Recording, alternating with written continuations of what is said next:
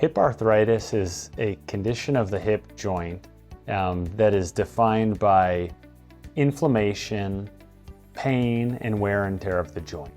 That's what arthritis means. Arthritis is referring to a joint of our body that's inflamed.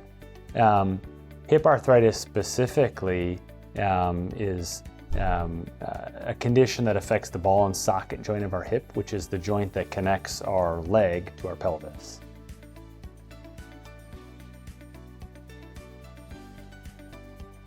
There are many different types of arthritis of large joints like the hip. The most common ones that we see in the office are osteoarthritis. That would be the most common one. Osteoarthritis is a wear and tear condition of the joint. So it's primarily when we consider a joint that's seen a lot of use and a lot of wear, and it wears out over time. That would be osteoarthritis, and that's the majority of the patients that we see with hip arthritis fall under that category. Other common causes of arthritis are inflammatory arthritis. We call them inflammatory arthritis. Many people are familiar with the terms like rheumatoid arthritis. That would be the most common of the inflammatory arthritis. But there's a variety of different types of arthritis that fall into that category, including things like psoriatic arthritis and things like that. But those are more of a condition of the joint where the symptoms are similar, the pain is similar, but rather than just pure wear and tear on the joint, there's actually a condition of the body that's somewhat mediated by our immune system that causes that joint to become inflamed, painful, and over time, if not treated, can be worn out. I would say the third most common hip arthritis that I see in the office is what we call post-traumatic arthritis. Post-traumatic means after trauma or injury. So some sort of injury that happened before to the hip, that can sometimes be a broken bone, like a broken hip or a broken hip socket, or a torn cartilage labrum of the hip. When those types of injuries occur, sometimes years later, that can lead to wear and tear on the joint. And so that is a fairly common cause of arthritis of the joint. And I would say then probably the last, if I'm thinking about maybe the top 4 causes, the last one that I see is a condition called AVN of the hip. That's an acronym that stands for avascular necrosis. Avascular means without blood supply, necrosis means death of the bone. So you can actually have some decaying of the bone where the bone is sort of wearing out from the inside out versus osteoarthritis where it kind of wears on the surface. This is more decaying of the bone from the inside, and there are a whole bunch of conditions that are rare but that can cause this situation with the joint that cause it to wear out prematurely.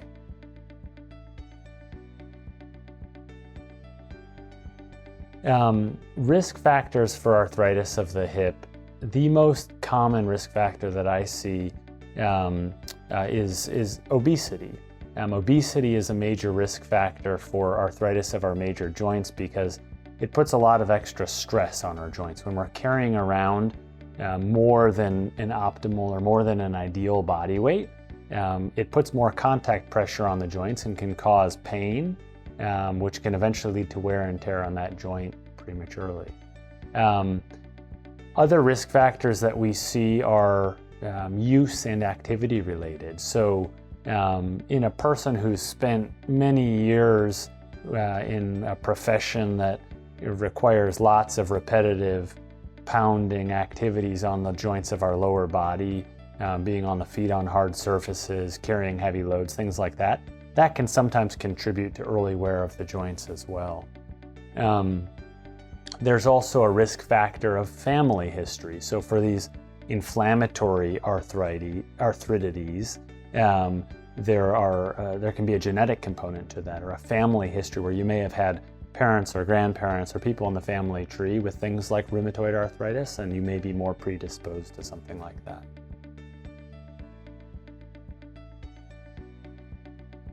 The number one symptom of hip arthritis is groin pain, and it's a little bit counterintuitive to what a lot of people would think, because you don't really think about your groin being where your hip joint is, but when you actually look at an x-ray or look at a model, that ball and socket joint of your hip is actually pretty far up into the groin. And so the most common place to have pain is right in the front of the hip, kind of at that crease where our leg joins our torso, and that's kind of into the groin area. And that's really where the hip joint hurts.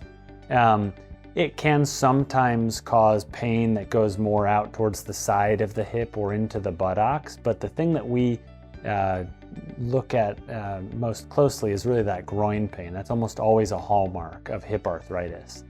On occasion, hip arthritis will refer pain down towards the knee. And so it can be common to have pain kind of coming down the thigh or on the inside of the knee that's all caused by the hip joint.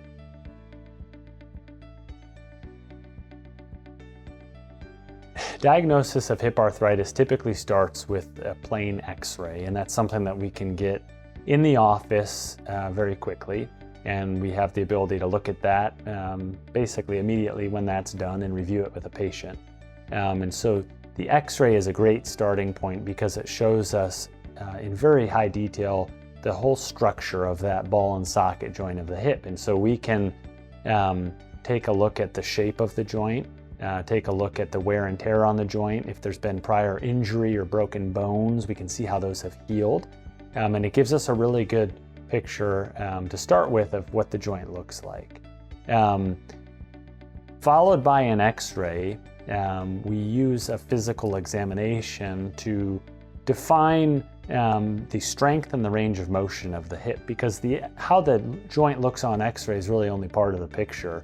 It's critical for us to examine the joint and to see how it's functioning, because that's really ultimately what determines how to treat the patient, is what level of function they have.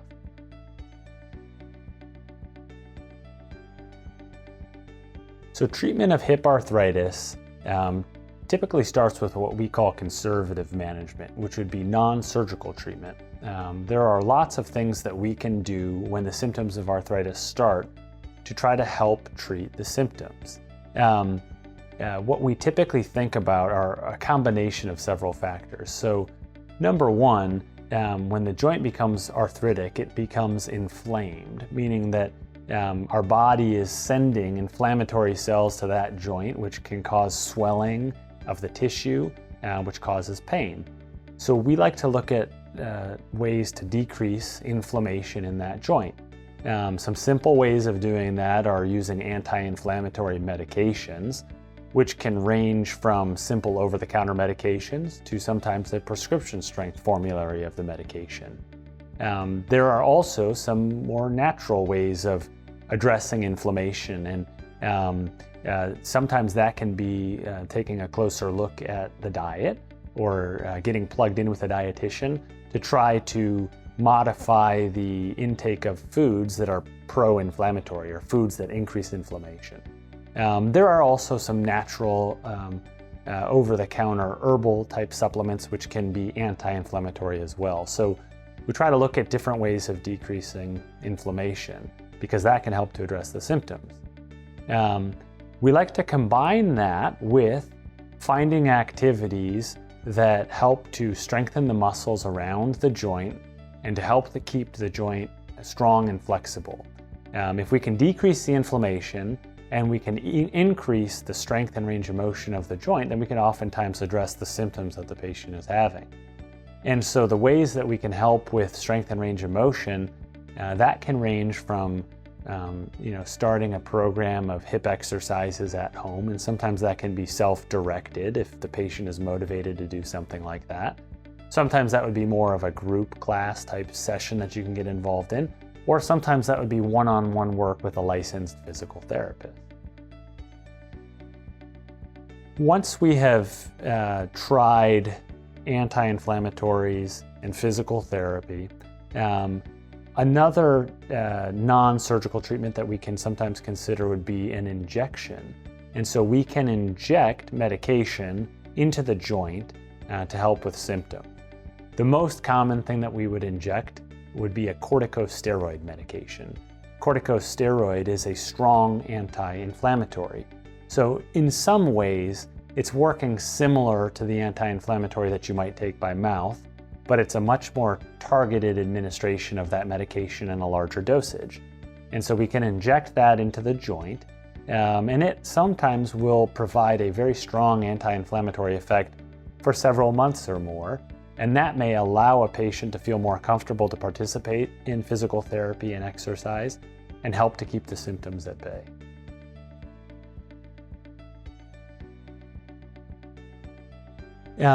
So when we have a patient that has gone through the process of trying all of the conservative treatments that we discussed, there are times when, if the joint is worn out enough, and we typically would see that on an X-ray, if there is a certain amount of wear in the joint and we cannot adequately address the symptoms with non-surgical management, then that would be the point where we enter into a discussion about considering surgery.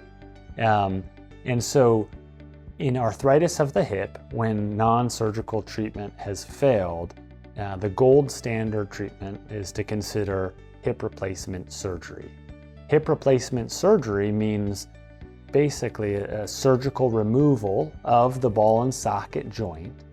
We remove the ball, we remove the arthritis from the socket and replace that with an artificial hip. And what that would be is a new ball and socket joint. It's a complete replacement of the joint. It's removal of the arthritic bone. And so when that is done, the arthritis is treated. The pain from the worn out joint can be addressed. And people often ask, will that arthritis come back?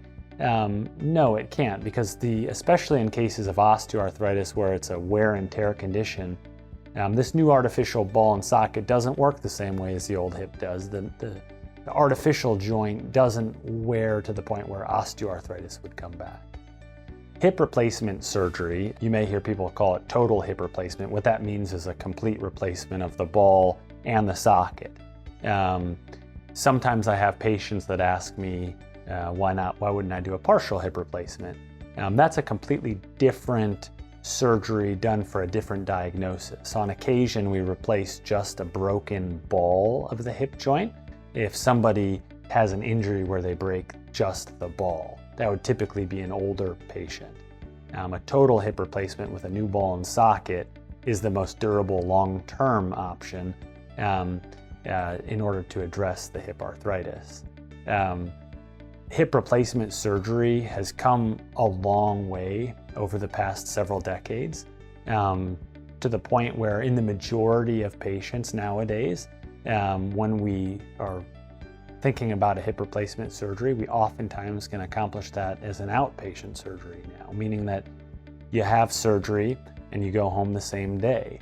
You're up on your feet working on rehab early in the recovery process, and so it's not like it was years ago where you're spending days and days in the hospital and sometimes, weeks in a nursing facility.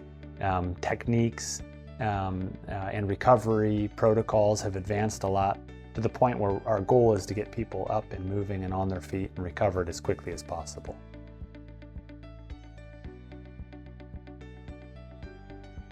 So when we do hip replacement surgery as an outpatient, we typically do that at what's called an ambulatory surgery center, which is a freestanding medical center that is designed for surgical procedures where patients go home on the day of surgery.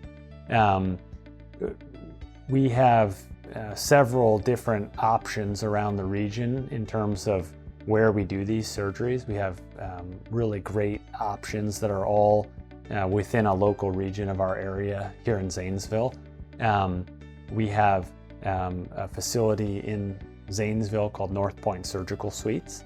We have another facility in Cambridge called Cambridge Surgical Suites.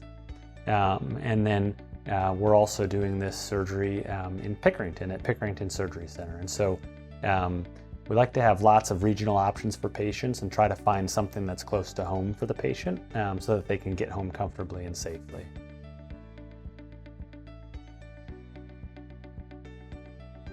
There's been an abundance of medical research and literature over the past decade or more that has shown the benefits of doing an outpatient joint replacement for the right patient.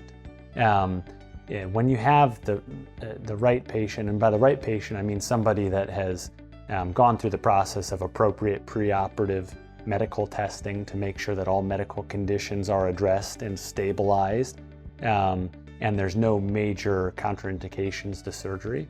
But when we have that type of a patient, outpatient joint replacement has been shown to have a number of benefits, including higher patient satisfaction, better pain control, as well as lower risk of complications, most importantly including a lower risk of infection.